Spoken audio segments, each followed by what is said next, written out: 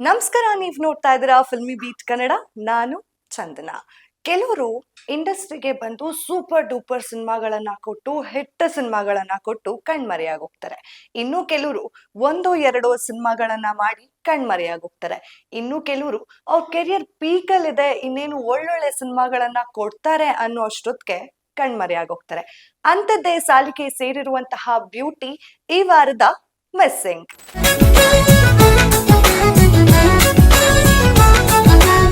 ಇವರು ಹುಟ್ಟಿದ್ದು ಮಂಗಳೂರಿನಲ್ಲಿ ಸೆಪ್ಟೆಂಬರ್ 2, 1990ರಲ್ಲಿ. ಅಂದ್ರೆ ಇವರು ಯಾರಿಗೂ ಕೂಡ ಗೊತ್ತಿಲ್ಲ ಅಂತ ಹೇಳೋದಿಕ್ಕೆ ಚಾನ್ಸೇ ಇಲ್ಲ, ಬಿಕಾಸ್ ಅವರು ಸಖತ್ ಪಾಪ್ಯುಲರ್ ಆಕ್ಟ್ರೆಸ್. ಇವರ ಸಿನಿಮಾ ಹಾಗೆ ಇವರ ಡೈಲಾಗ್ ಸಿಕ್ಕಾಪಟ್ಟೆ ಫೇಮಸ್ ಆಗಿತ್ತು. ಈಗಲೂ ಕೂಡ ಇವರ ಸ್ಟೈಲ್ ನಲ್ಲಿ ಹುಡುಗರಿಗೆ ಹುಡುಗಿರು ಬೈತಾನೆ ಇರ್ತಾರೆ. ಇಂತಹ ಹುಡುಗರು ಈಗ್ಲೂ ಕೂಡ ಇಷ್ಟಪಡ್ತಿರ್ತಾರೆ. ಅವ್ರು ಇನ್ಯಾರು ಅಲ್ಲ, ನೀತು ಬಗ್ಗೆ ನಮ್ಗೆ ಈಗಾಗಲೇ ಸಾಕಷ್ಟು ವಿಷಯಗಳು ಗೊತ್ತಿದೆ, ಇಲ್ಲ ಅಂತ ಹೇಳಲಿಕ್ಕೆ ಆಗೋದಿಲ್ಲ. ಬಿಕಾಸ್ ಗಾಳಿಪಟ ಸಿನಿಮಾ ಇವ್ರಿಗೆ ಸಿಕ್ಕಾಪಟ್ಟೆ ಫೇಮ್ ತಂದ್ಕೊಟ್ಟಂತಹ ಸಿನಿಮಾ. ಅದರಲ್ಲಿ ರಾಧಾ ಪಾತ್ರದಲ್ಲಿ ಮಿಂಚಿದಂತಹ ಈ ಬೆಡಗಿ ಸಿಕ್ಕಾಪಟ್ಟೆ ಫೇಮಸ್ ಆದ್ರು. ಇವರ ಡೈಲಾಗ್ಗಳು ಅಷ್ಟೇ ಫೇಮಸ್ ಆಗಿತ್ತು. ಇವರ ಮೊದಲನೇ ಸಿನಿಮಾ ಕಮರ್ಷಿಯಲ್ ಹಿಟ್ ಆಗಿದ್ದು ಜೋಕ್ ಫಾಲ್ಸ್ ಅಂತ ಹೇಳಿ. ಹಾಗೆ ಗಾಳಿಪಟ ಸಿನಿಮಾದಲ್ಲಿ ಮಾಡ್ತಾರೆ. ಕೆಲವೊಂದು ಸಾಕಷ್ಟು ಸಿನಿಮಾಗಳಲ್ಲಿ ಕಾಣಿಸ್ಕೊಂಡು ಫುಲ್ ರೆಬಲ್ ಕಿಡ್ ತರ ಮಿಂಚಿದಂತಹ ನೀತು ಅವರು ಬರ್ತಾ ಬರ್ತಾ ಇಂಡಸ್ಟ್ರಿಯಿಂದ ದೂರ ಉಳಿಯೋದಿಕ್ಕೆ ಕೂಡ ಶುರು ಮಾಡ್ತಾರೆ. ಸಾಕಷ್ಟು ಹಿಟ್ ಸಿನಿಮಾಗಳನ್ನ ಕೊಟ್ಟಿದ್ದಾರೆ. ಮಲಯಾಳಮಲ್ಲೂ ಕೂಡ ಮೋಹನ್ ಲಾಲ್ ಅವರ ಜೊತೆ ಇವರ ಡೆಬ್ಯೂ ಆಗತ್ತೆ. ಒಂದಷ್ಟು ಬೇರೆ ಭಾಷೆಗಳಲ್ಲೂ ಕೂಡ ಹೆಸರು ಮಾಡಿದಂತಹ ನೀತು ಅವರು ಏಕದಮ್ ಆಗಿ ವೆಯ್ಟ್ ಗೇನ್ ಆಗ್ತಾರೆ. ಅದರಿಂದ ಅವ್ರಿಗೆ ಅವಕಾಶಗಳು ಕೂಡ ಕಡಿಮೆ ಆಗ್ತಾ ಬರುತ್ತೆ. ಇನ್ನು ನೀತು ಅವರ ಸಿನಿಮಾಗಳೇನಿದೆ ಅದು ಇವತ್ತಿಗೂ ಕೂಡ ನಮ್ಮ ಕನ್ನಡಿಗರು ತುಂಬಾ ಅಪ್ಪಿ ಮೆಚ್ಕೊಂಡಿರುವಂತಹ ಸಿನಿಮಾಗಳು. ಅವರ ಪ್ರತಿಯೊಂದು ಡೈಲಾಗ್ ಆಗಿರ್ಬೋದು, ಅವರ ಸ್ವ್ಯಾಗ್ ಆಗಿರ್ಬೋದು, ಎಲ್ಲರಿಗೂ ಮನ್ಸಿಗೆ ಹತ್ರ ಆಗಿದ್ದು ಕೂಡ ನಮ್ಗೆಲ್ರಿಗೂ ಗೊತ್ತೇ ಇದೆ. ಇನ್ನು ಇವರ ವೆಯ್ಟ್ ಗೇನ್ ಯಾಕಾಯ್ತು, ಅವರ ವೆಯ್ಟ್ ಗೇನೇ ಇವ್ರಿಗೆ ಪ್ರಾಬ್ಲಮ್ ಆಯ್ತಾ ಸಿನಿಮಾ ಇಂಡಸ್ಟ್ರಿಗೆ ಅನ್ನೋದಾದ್ರೆ, ಹೌದು. ಈ ಹಿಂದೆ ಅವರು ಒಂದು 3-4 ವರ್ಷಗಳ ಹಿಂದೆ ನಡೆದಂತಹ ಒಂದು ಚಾಟ್ ಶೋ ನಲ್ಲಿ ಭಾಗಿಯಾಗಿರ್ತಾರೆ ನೀತು ಅವರು. ಅಲ್ಲಿಗೆ ಬಂದಂತಹ ಸಮಯದಲ್ಲಿ ಯಾಕೆ ವೆಯ್ಟ್ ಗೇನ್ ಆಗಿದ್ದೀರಾ ಅಂತ ಕೇಳಿದಾಗ ಅವ್ರು ಒಂದಷ್ಟು ಅವರ ನೋವನ್ನ ತೋಡ್ಕೋತಾರೆ.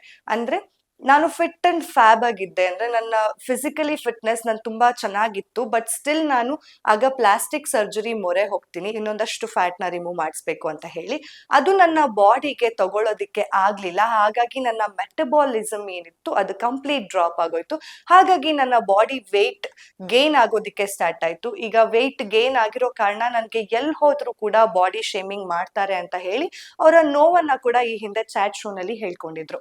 ಇನ್ನು ಸಿನಿಮಾಗಳ ವಿಷಯಕ್ಕೆ ಬರೋದಾದ್ರೆ, ನೀತು ಅವರು ಮಾಡಿದಂತಹ ಸಾಕಷ್ಟು ಸಿನಿಮಾಗಳು ಸೂಪರ್ ಡೂಪರ್ ಹಿಟ್ ಆಗಿತ್ತು, ಬ್ಲಾಕ್ ಬಸ್ಟರ್ ಹಿಟ್ ಆಗಿತ್ತು. ಹಾಗೆ ಅವರು ದೊಡ್ಡ ದೊಡ್ಡ ಆಕ್ಟರ್ಸ್ ಜೊತೆಯಲ್ಲಿ ನಟಿಸಿದ್ದಾರೆ, ದೊಡ್ಡ ದೊಡ್ಡ ಡೈರೆಕ್ಟರ್ಸ್ ಜೊತೆಯಲ್ಲಿ ಕೆಲಸ ಮಾಡಿದ್ದಾರೆ. ಇಂತಹ ನೀತು ಅವರು ಯಾಕೆ ವೆಯ್ಟ್ ಗೇನ್ ಆದ್ರು ಅನ್ನೋದು ಸಾಕಷ್ಟು ಜನಕ್ಕೆ ಇದ್ದಂತಹ ಒಂದು ಪ್ರಶ್ನೆ. ಅದಕ್ಕೆ ಅವರು ಕ್ಲಾರಿಫಿಕೇಶನ್ ಕೊಟ್ಟರು ಕೂಡ ಈಗಲೂ ಕೂಡ ಅವರಿಗೆ ಬಾಡಿ ಶೇಮಿಂಗ್ ಆಗ್ತಾನೆ ಇರುತ್ತೆ. ಅಂಡ್ ಇನ್ನೊಂದೇನಪ್ಪಾ ಅಂತ ಹೇಳಿದ್ರೆ, ನೀತು ಅವರ ಡೈಲಾಗ್ಗಳಿಗೆ ಬೇಸಿಕಲಿ ಅವರ ಸ್ವ್ಯಾಗ್ ಆಗಿರ್ಬೋದು, ಅವ್ರದೇ ಆದಂತಹ ಒಂದು ಸ್ಟೈಲ್ ಆಗಿರ್ಬೋದು, ಇವತ್ತಿಗೂ ಕೂಡ ನಮ್ಮ ಕನ್ನಡದ ಜನರು ಎಲ್ಲೋ ಒಂದ್ ಕಡೆ ಅದನ್ನ ಮಿಸ್ ಮಾಡ್ಕೊಳ್ತಿದ್ದಾರೆ.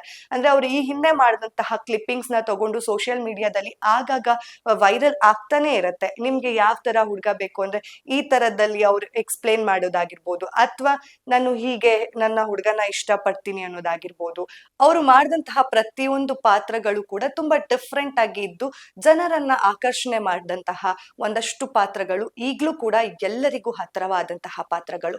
ಈ ತರ ಸಿನಿಮಾಗಳನ್ನ ಮಾಡ್ಕೊಂಡು ಬಂದಂತಹ ನೀತು ಎಲ್ಲೋ ಒಂದ್ ಕಡೆ ಅವರು ಮಾಡಿರುವಂತಹ ಒಂದು ನಿರ್ಧಾರ ಅವರ ಕೆರಿಯರ್ಗೆ ಬ್ರೇಕ್ ಕೊಟ್ಬಿಡ್ತಾ ಅನ್ನೋ ಒಂದು ಪ್ರಶ್ನೆ ಕೂಡ ಬರ್ತಾ ಹೋಗುತ್ತೆ.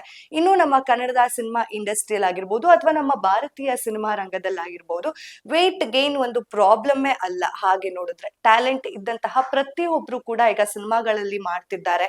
ಅದಕ್ಕೆ ಸಾಕಷ್ಟು ಸಿನಿಮಾಗಳ ಉದಾಹರಣೆ ಕೂಡ ಇದೆ. ಅನುಷ್ಕಾ ಶೆಟ್ಟಿ ಅವ್ರದ್ದಾಗಿರ್ಬೋದು, ಸೋನಾಕ್ಷಿ ಸಿನ್ಹಾ ಅವ್ರದ್ದಾಗಿರ್ಬೋದು. ಈ ತರ ಸಿನಿಮಾಗಳನ್ನ ನೀತು ಅವ್ರನ್ನ ಇಟ್ಕೊಂಡು ಯಾಕೆ ನಮ್ಮ ಕನ್ನಡದ ಡೈರೆಕ್ಟರ್ಸ್ ಸಿನಿಮಾನ ಮಾಡಬಾರ್ದು ಅನ್ನೋ ಒಂದು ಪ್ರಶ್ನೆ ಕೂಡ ಮೂಡ್ತಾ ಹೋಗುತ್ತೆ. ಯಾಕಂದ್ರೆ ನೀತು ಅಷ್ಟು ಅದ್ಭುತವಾದಂತಹ ನಟಿ ಆಗಿರೋದ್ರಿಂದ ಯಾಕೆ ಅವರ ಮೇಲೆ ಒಂದು ಸ್ಟೋರಿನ ಮಾಡಬಾರ್ದು ಅನ್ನೋ ಒಂದು ಪ್ರಶ್ನೆ ವೀಕ್ಷಕರಿಗೆ ಸಾಮಾನ್ಯವಾಗಿ ಇದ್ದೇ ಇರತ್ತೆ. ಇನ್ನು ನೀತು ಅವರು ನಮ್ಮ ಕನ್ನಡ ಸಿನಿಮಾದಲ್ಲಿ ಮತ್ತೆ ಬರ್ಬೇಕು, ಮತ್ತೆ ಆಕ್ಟಿಂಗ್ ಮಾಡ್ಬೇಕು ಅನ್ನೋದು ಸಾಕಷ್ಟು ಅಭಿಮಾನಿಗಳ ಬೇಡಿಕೆ ಕೂಡ ಆಗಿದೆ. ಇವರಿಗೆ ಯಾಕೆ ಆಫರ್ಸ್ ಹೋಗ್ತಿಲ್ವಾ ಅನ್ನೋ ಪ್ರಶ್ನೆ ಕೂಡ ಮೂಡ್ತಾ ಹೋಗುತ್ತೆ. ನನ್ಗಂತೂ ನಿಜಕ್ಕೂ ಗೊತ್ತಿಲ್ಲ, ಅವರ ವೆಯ್ಟ್ ಗೇನ್ ಒಂದು ಪ್ರಾಬ್ಲಮ್ ಆಗ್ಬಿಟ್ಟಿದ್ಯಾ, ಯಾಕೆ ವೆಯ್ಟ್ ಗೇನ್ ಆದ್ರೆ ಸಿನಿಮಾಗಳನ್ನ ಮಾಡಬಾರ್ದಾ, ಟ್ಯಾಲೆಂಟ್ ನ ತೋರಿಸಬಾರ್ದಾ ಅನ್ನೋ ಒಂದು ಪ್ರಶ್ನೆ ಕೂಡ ಕಾಡ್ತಾ ಹೋಗತ್ತೆ. ಸೊ ನೀತ್ ಅವರು ನಮ್ಮ ಕನ್ನಡ ಸಿನಿಮಾದಲ್ಲಿ ಮತ್ತೆ ಕಾಣಿಸ್ಕೊಳ್ಬೇಕು. ಅವರು ಎಂದಿನಂತೆ ಅವರ ಸ್ಟೈಲ್ ನಿಂದ, ಸ್ವ್ಯಾಗ್ ನಿಂದ ಜನರಿಗೆ ಇನ್ನೊಂದಷ್ಟು ಹತ್ರ ಆಗ್ಬೇಕು ಅನ್ನೋದು ನನ್ನ ಬೇಡಿಕೆ. ನಿಮ್ಗೇನ್ ಅನ್ಸುತ್ತೆ? ನೀತ್ ಅವರು ಮತ್ತೆ ಸಿನಿಮಾ ಇಂಡಸ್ಟ್ರಿಗೆ ಬರ್ಬೇಕು ಅಂತ ಅನ್ಸುತ್ತಾ ಇಲ್ವಾ ಅಂತ ಕಮೆಂಟ್ ಮಾಡಿ. ಹಾಗೆ ಈಗ ಸದ್ಯ ಒಂದಷ್ಟು ಸಿನಿಮಾಗಳನ್ನ ನೀತು ಅವರು ಮಾಡಿದ ನಂತರ ಈಗ ಚಾಟ್ ಶೋಗಳಲ್ಲಿ ಹಾಗೆ ಸಮಾಜದ ಕೆಲಸಗಳಲ್ಲಿ ಅವರನ್ನ ಅವರು ತೊಡಗಿಸ್ಕೊಂಡಿದ್ದಾರೆ.